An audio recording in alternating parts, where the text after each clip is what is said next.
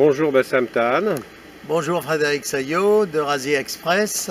Nous voilà réunis aujourd'hui devant la Grande Mosquée de Paris, qui a été construite après la Première Guerre mondiale en hommage aux dizaines de milliers de soldats de confession musulmane qui ont donné leur vie pour la France pendant la Grande Guerre.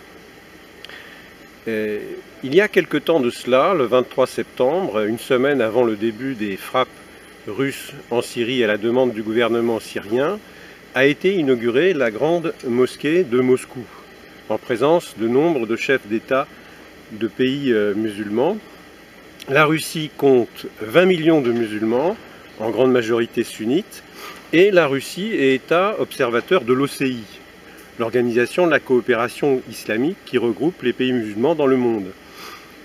Avant d'engager les frappes, Poutine a consulté nombre de chefs d'État, notamment les chefs d'État des pays musulmans de la région. Dans son discours à l'ONU, à la veille des premières frappes, il a proposé une large coalition regroupant notamment les États musulmans de la région contre l'État islamique pour des raisons de sécurité, mais aussi au nom de la défense des valeurs humanistes de l'islam, dénaturées, profanées par les crimes sanglants des terroristes. Cette dimension de l'intervention russe contre le terrorisme en Syrie est gommée par la presse officielle. Qu'en pensez-vous, Bassam Tahan? Alors, on peut dire que Poutine est vraiment le défenseur de l'islam sunnite aujourd'hui.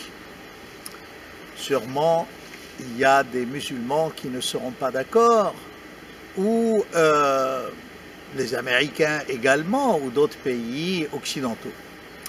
On va me dire, mais enfin, Poutine appelle à une coalition, c'est déjà fait, avec la Syrie, l'Iran, l'Irak. Voilà trois pays où quand même la politique est entre guillemets chiite. L'Iran, c'est le plus grand pays chiite du monde. L'Irak, il est à 65% chiite. Et puis il y a évidemment le problème de la Syrie où, selon de mauvaises langues, c'est une minorité alawite qui gouverne une majorité sunnite.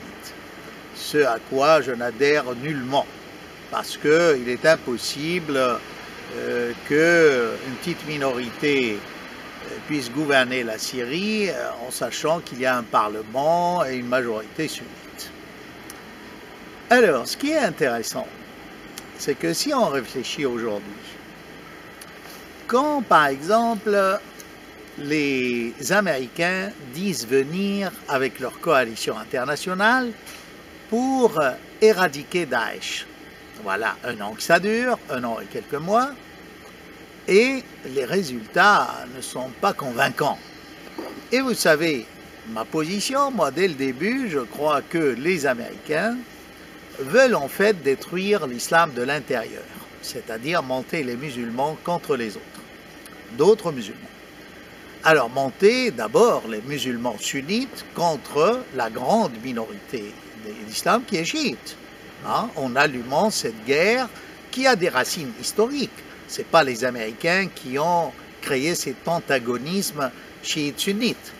N'empêche que sur le terrain, ils nourrissent cela. Et peut-être qu'ils ont regretté l'invasion de l'Irak en prônant la démocratie. Cette démocratie a donné raison aux chiites d'Irak, puisqu'ils sont la majorité. Alors, ce n'était pas de leur faute, j'entends les chiites d'Irak, d'arriver au pouvoir. Ce sont les Américains qui sont entrés pour les installer au pouvoir. Alors, d'accord, il y a eu des erreurs de la part des différents premiers ministres chiites d'Irak. Mais ceci dit, les Américains ont favorisé la partition, ont attisé cette opposition entre Kurdes dans le nord, sunnites dans l'est et chiites dans l'ouest. Donc voilà, si vous voulez, un premier paramètre. Les Américains montent sunnites contre chiites, chiites contre sunnites. Et non seulement en Irak, mais dans le monde entier. On peut donner des exemples en Afghanistan et partout. Le second, c'est qu'ils montent les sunnites contre les sunnites. En faisant quoi? D'abord, les Américains ont aidé Daesh. Mais avant d'aider Daesh, Daesh n'existait pas. Ils ont aidé Al-Qaïda. Al-Qaïda, vous savez, historiquement, ça a été créé en Afghanistan pour casser l'Empire soviétique. Ils y sont arrivés.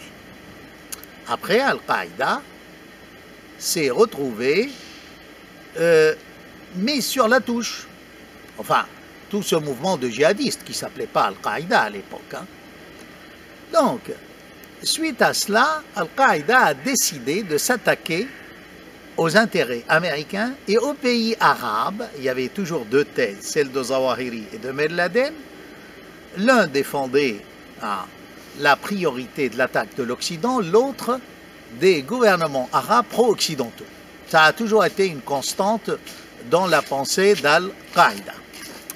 Alors, suite à cela, si vous voulez, à part ce problème d'Al-Qaïda, quand il y a eu la guerre de Syrie, tous les pays du Golfe ont aidé Daesh pour renverser Assad. C'était ça leur but. Et ils n'ont cessé de le faire jusqu'au jour où c'est devenu plus compliqué. Il y a eu l'État islamique d'Irak et du Cham, de Syrie, et aujourd'hui c'est l'État islamique tout court, avec la proclamation d'un calife, qui est al-Baghdadi, comme tout le monde sait. Là, les pays du Golfe qui ont aidé ont eu un moment d'hésitation, mais ils jouent un jeu double. Évidemment, c'est dangereux pour eux, parce que eux ne pensaient pas qu'il y aurait quelqu'un qui échapperait à leur tutelle et qui s'autoproclamerait calife avec des troupes armées et tout. Mais par ailleurs, il y a toujours le problème syrien. Et ces gens-là sont... Alors, ils se sont penchés vers Al-Nusra, qui est la branche d'Al-Qaïda en Syrie, pour l'aider. Ça, c'est sûr. Ils n'ont pas, je veux dire, lâché Al-Nusra. Donc, on arrive à quoi? On arrive que, avec l'aide des Américains et des Occidentaux, entre autres la France, qui soi-disant a aidé des modérés, tout le monde sait qu'au premier coup de feu, ces modérés ont rallié soit Al-Nusra, soit Daesh, soit d'autres groupes islamistes, style les éperviers de Damas, les petits-fils d'Abou Bakr, enfin, il y a une pléthore de nominations, toutes à parfum islamiste, intégriste, fondamentaliste, fanatique, parce qu'il y a du salafisme, je dirais, qui n'est pas justement si fanatique que ça. Il faut voir. Mais donc, on arrive à quoi? On arrive à dire que les Américains, par leur politique et la politique de leurs alliés dans la région, vous voyez, ne font que quoi faire? Ils montent les musulmans les uns contre les autres. La question qui se pose aujourd'hui, c'est que lorsque Poutine intervient contre Daesh, Al-Nusra et les autres groupes, d'ailleurs, c'est très humoristique de la part, que ce soit de Poutine, de Lavrov. Quelle est la définition d'un islamiste? C'est celui qui s'habille comme un islamiste, qui est armé comme un islamiste, qui mange comme un islamiste, qui viole comme un islamiste, voilà. Alors, après les appellations, peu importe. On a entendu plusieurs déclarations dans ce sens et qui sont très, très pertinentes et très judicieuses. Alors, ça revient à dire quoi? Que finalement, les Américains n'aident pas tellement l'islam sunnite dans le monde. Parce que ces groupes qu'ils aident ne représentent pas l'islam sunnite. Est-ce qu'un sunnite de la rue, moyen du monde, il y a près d'1 milliard 300 millions à peu près, viole, croit qu'il faut s'attaquer aux minorités, que la guerre sainte est une obligation pour tout musulman, comme l'affirment les frères musulmans? Non. Donc, quand Poutine intervient pour détruire ces groupes-là, il est vraiment le défenseur de l'islam sunnite. On ne peut pas me dire le contraire, me soutenir le contraire. Et quand je dis que les Américains montent les musulmans contre les autres et sont les ennemis de la sunna, c'est vrai aussi, puisque ce sont eux. Je vous renvoie aux déclarations de Wesley Clark, de Pétréus qui veut réhabiliter Al-Nusra pour attaquer Daesh. Enfin, tout cela est clair. Aujourd'hui, Poutine est vraiment un personnage pivot dans l'islam contemporain. Parce qu'en prenant la défense de l'islam modéré, il montre que lui est contre le fanatisme. Et cela pour différentes raisons. Parce que lui aussi, comme vous l'avez si bien dit au début, il a des musulmans chez lui. Hein?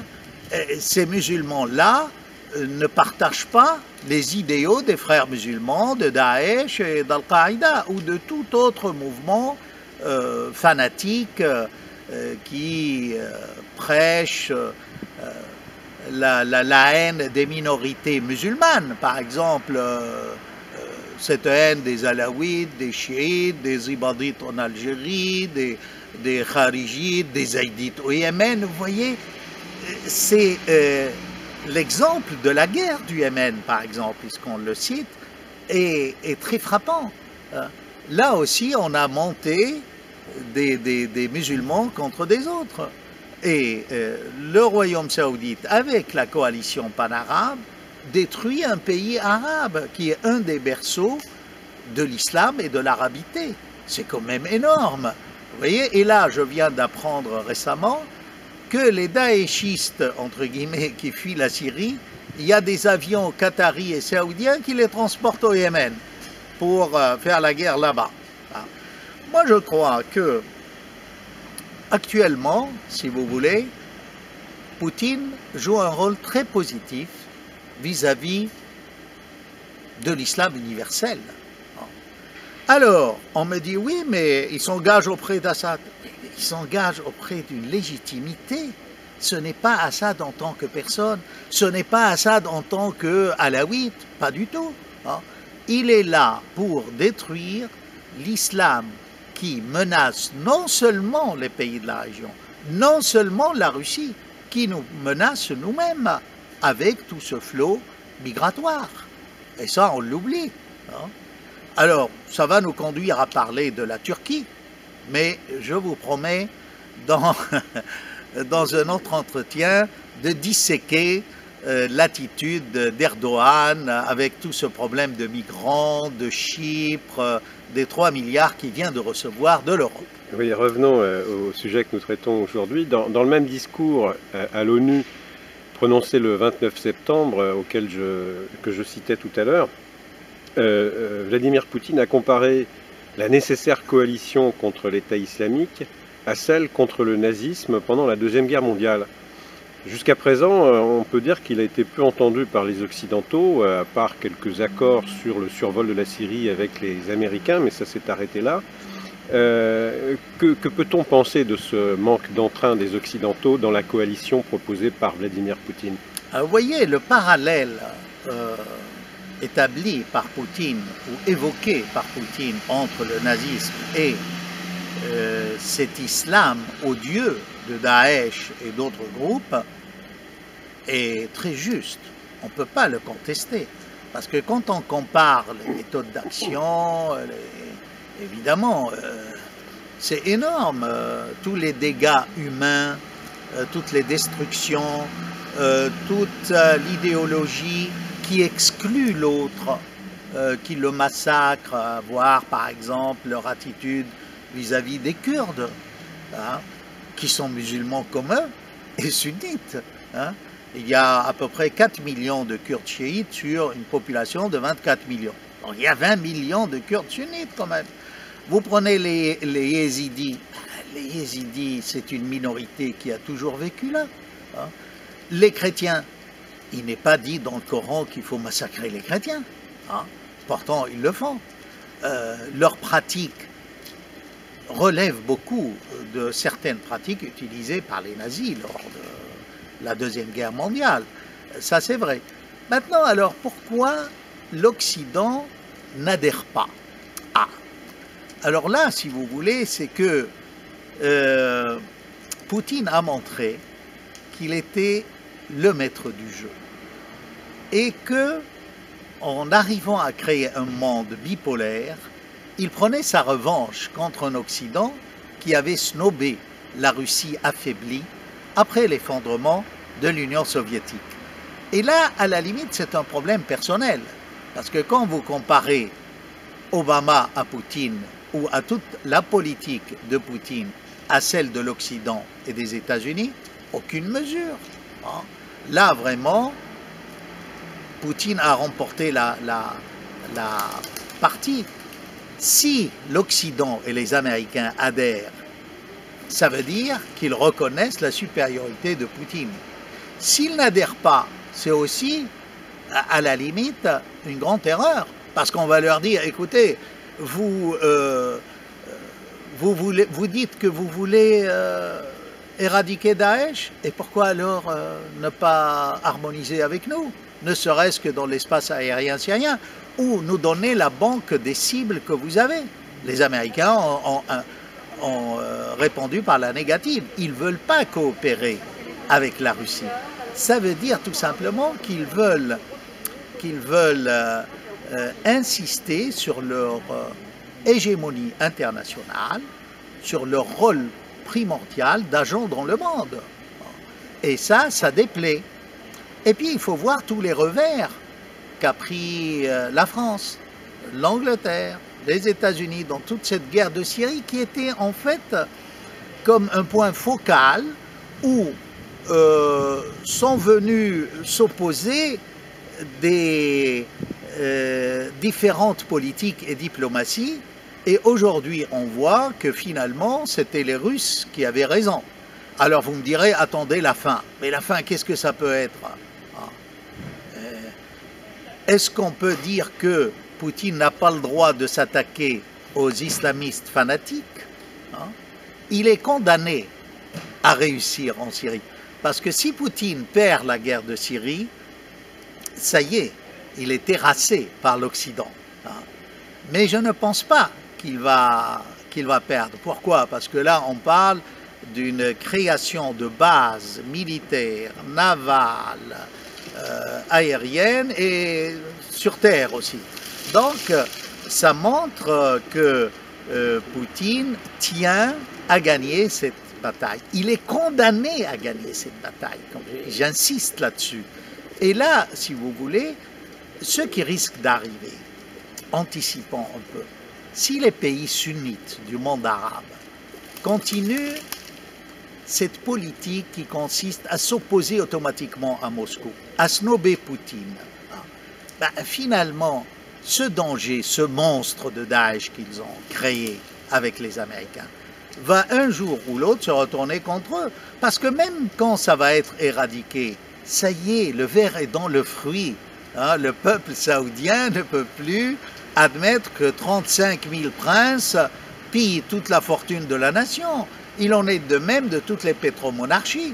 Puis toute cette mégalomanie qu'ont apporté ces pays, ces pétromonarchies, à l'islam.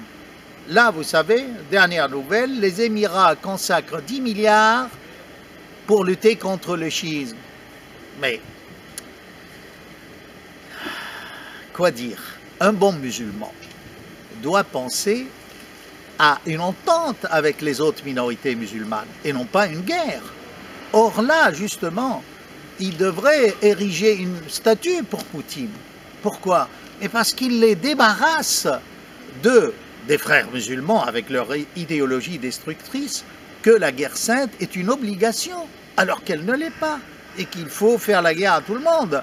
Et là, je salue la politique de Sisi. Nous, les Français, on s'est trompés à vouloir soutenir Morsi. On connaît ses attitudes vis-à-vis des minorités. Non, je crois que là, honnêtement, l'Occident a fait fausse route. Et la partie est perdue pour les Américains d'avance.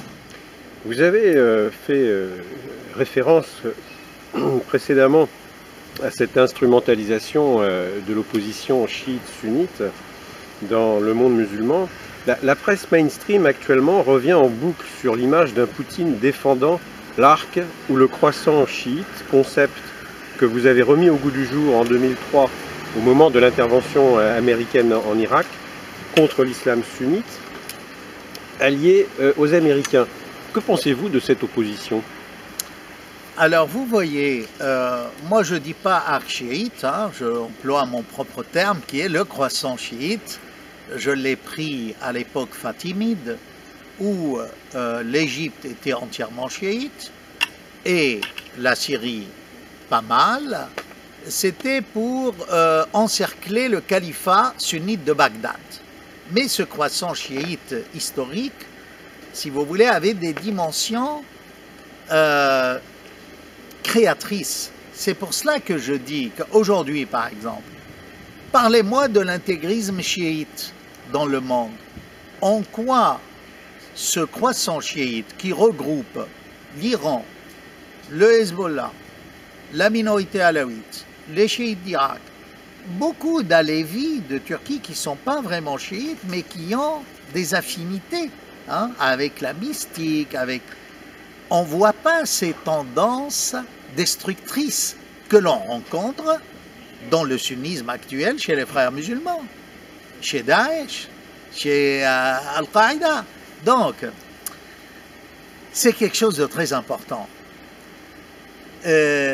Balayer de l'islam sunnite les frères musulmans comme mouvement terroriste, et ça je l'ai prouvé, je suis prêt à discuter avec qui veut l'entendre, qu'il y ait des débats là-dessus. Et encore une fois, je réitère mon appel au président de la République, il faut classer les frères musulmans comme organisation terroriste, parce que leur but est islamiser le monde par la guerre sainte, et non pas par le pardon ou par le prêche rationnel, chose que j'ai toujours défendue quand j'ai parlé d'un islam protestant. Il faudrait réintroduire la raison, et ça c'est un bien dans l'histoire musulmane, aussi bien partagé par les sunnites que les chiites, que les kharijites, que d'autres. Hein. Le rationalisme dans l'islam est beaucoup plus vieux que le rationalisme dans la pensée chrétienne en Occident. Je suis désolé. Hein. Voir à la Sorbonne, à Averroès, la découverte de toute la philosophie grecque, les Arabes musulmans, juifs, chrétiens, païens. Il y a eu des païens arabes qui ont contribué beaucoup à la traduction de la pensée grecque, comme tout le monde le sait. Alors, vous voyez, donc, dire que Moscou soutient le croissant chiite, ou l'arc chiite, appelez-le comme vous voulez, contre le sunnisme, c'est un contresens inadmissible. Au contraire, les pays sunnites, les autorités, devraient soutenir cette tendance de réconciliation avec l'autre grande famille de l'islam et défendre ceux qui la soutiennent. Et aujourd'hui, celui qui la soutient au premier plan, c'est Poutine. Je suis désolé. Hein. Alors, cet appel des ulémas musulmans à massacrer les minorités en Syrie, à dire que c'est une croisade de l'orthodoxie chrétienne russe, ça ne tient pas debout. Ils ont fait dire au patriarche orthodoxe des choses qu'il n'a jamais dites. Hein. C'est l'appel d'abord de 55 docteurs de la loi saoudiens, tendance wahhabite. Et là, je n'ai pas assez critiqué le wahhabisme. C'est aussi, le wahhabisme ne représente pas, je suis désolé, la sunna. Hein. La sunna existe avant la réforme, entre guillemets, de Abdel Wahhab, hein, du wahhabisme. Ceci dit... Le wahhabisme est la religion officielle de l'Arabie saoudite. De l'Arabie saoudite et d'autres communautés du Golfe arabo-persique. Donc vous voyez, ce wahhabisme, si vous voulez, là aussi, il faut apporter un bémol. Ce Abdel Wahhab n'a pas beaucoup écrit. Donc je crois que c'est le wahhabisme revu et corrigé par les Saoudiens qui est destructeur. Parce qu'à la limite, ce bonhomme, on n'a pas beaucoup d'écrits de lui. Hein. Donc pour arriver à détruire toutes les tombes des saints musulmans et autres, c'est, si vous voulez, ça c'est... ou à massacrer la famille du prophète, les descendants qui étaient à la Mecque, soi-disant pour libérer la Mecque. Aujourd'hui, qu'est-ce qu'on a? On a au contraire une tendance de beaucoup de musulmans, après ce qui se passe à la Mecque, de dire qu'il faudrait un comité pan-islamique pour gérer les histoires du pèlerinage. Pourquoi les Algériens n'ont droit qu'à 5000 pèlerins? Parce qu'ils ont pris position pour la Syrie, hein? Alors qu'ils avaient droit à 30 000. Pourquoi il y a tant de morts comme par hasard? Enfin, je veux pas... c'est pas des sous-entendus, mais il y a un problème quand même. Je crois que si les Saoudiens n'évoluent pas, hein, ils n'en ont pas pour longtemps. Parce que la sunna, si vous voulez, du prophète, la grande famille de l'islam n'admet pas cette violence utilisée, n'admet pas cette destruction. Ils ont bien balayé la maison du prophète, qu'il soit béni. Ça c'est connu, hein? Vous prenez les livres d'histoire. Alors on vous dit, voyez leur tombe, il n'y a rien, c'est de la terre. Oui, mais pourquoi vous ne parlez pas de leur palais, hein? Quand il y a des reportages, on vous montre les tombes des Saoudiens, qu'il n'y a pas de tombe, vous voyez, il n'y a pas de mausolée, c'est des gens... Mais qu'ils tournent la caméra vers les grands palais, non. Il y a un grand problème dans l'islam. C'est un vide dans la pensée réformatrice moderne. Et cette pensée moderne, encore une fois, ne peut pas naître dans ces pays. C'est pour cela que la France peut produire, à mon avis, de grands penseurs de l'islam.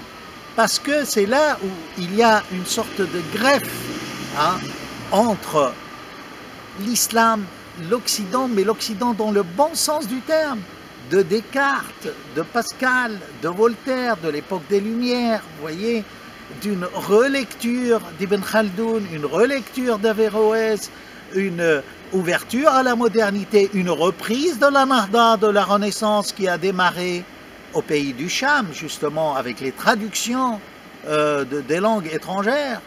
Et là, ce n'est pas l'Arabie saoudite qui va nous donner ces penseurs-là. Ils seront décapités, puisqu'ils décapitent un blogueur, hein, ou quelqu'un qui a manifesté qui n'avait que 17 ans. Non, non, la sunna, ce n'est pas le royaume saoudite. Je suis désolé. Je suis désolé. Eh bien, nous allons en rester sur cette conclusion. Bassam Tahan, j'ai une petite question pour terminer.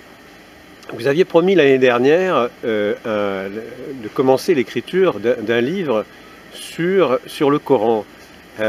Quand nous ferez-nous le plaisir de publier ce livre? Vous voyez, là je prends ma retraite. J'espère pouvoir travailler sur deux idées qui me sont très chères, l'histoire du texte et puis la pluralité des lectures, des variantes. Je crois que c'est comme un devoir de piété vis-à-vis de la parole de Dieu de s'intéresser à cela. Voilà. Et j'espère pouvoir le faire. Merci Bassam Tahan, on attend avec impatience la sortie de vos livres. Merci à vous.